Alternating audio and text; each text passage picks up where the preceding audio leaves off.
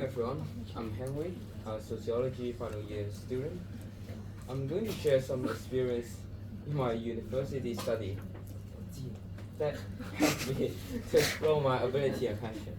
Long story short, I was soon aspired to be a politician, but things did not happen in the way I hope it will. But nowadays in Hong Kong, being a politician is too risky. That's why I told myself to discover something other to do to fulfill my goal. Oh. During my undergraduate study, I tried a couple of things to see if it's worked for me. I taught several Cantonese classes to see whether I like it or not, and I have my internship in an ethnic minority social service center, during which I know better about my ability and direction. I have to add something more that the later one understand more the city problem. I have deleted it, but I forgot to upload the correct version of PowerPoint. In today's presentation, I'm going to adopt the framework created by Cobb in 1984. It is a learning cycle which consists experience, reflection, knowledge, and future planning. With these elements, I could understand my experience in a coherent manner. First, it is teaching Cantonese classes.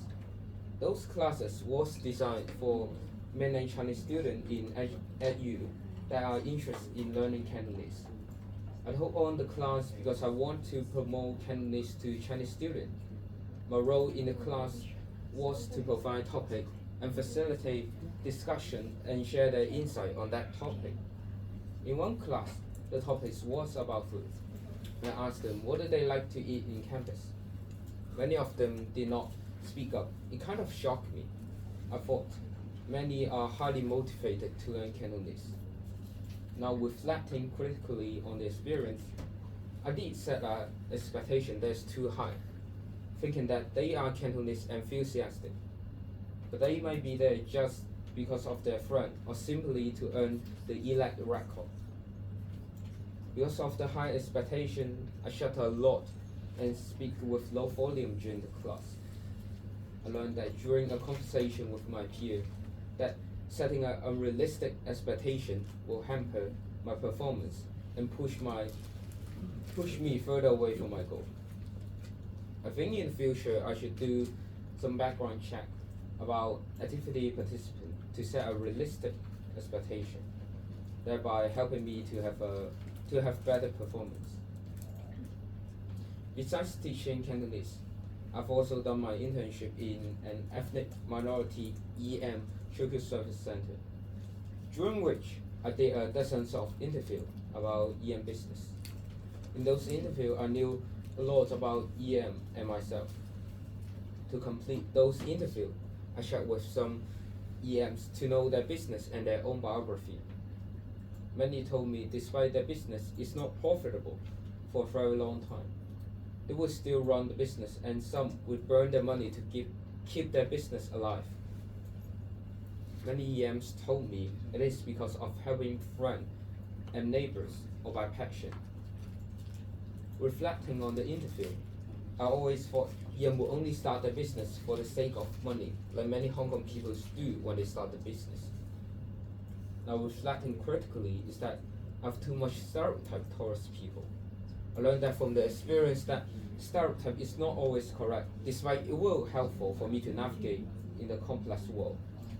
And it will make authentic communication unlikely to happen, because I might doubt the person a lot when I'm chatting with them. In the future, I could think of a better way to deal with my stereotype towards people if I meet anyone new.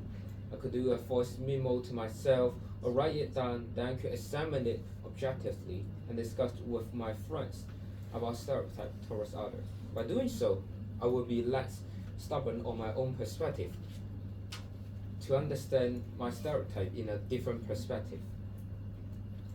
And this is the public available interview that I did during the internship. It consists of very different types of business, including restaurants, salon, and tailor-made shop. It is very diverse, and so that I could know more perspective from different people. To summarize, I think I need to continue to explore what I'm good at and better in the future, and my passion too. And I learned something during my experience that to lead a class, to have a proper expectation management, and to be more open-minded in the EM social service. But do I like it?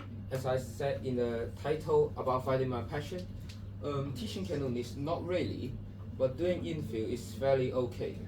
And I think that's it for my presentation today. Okay, very good.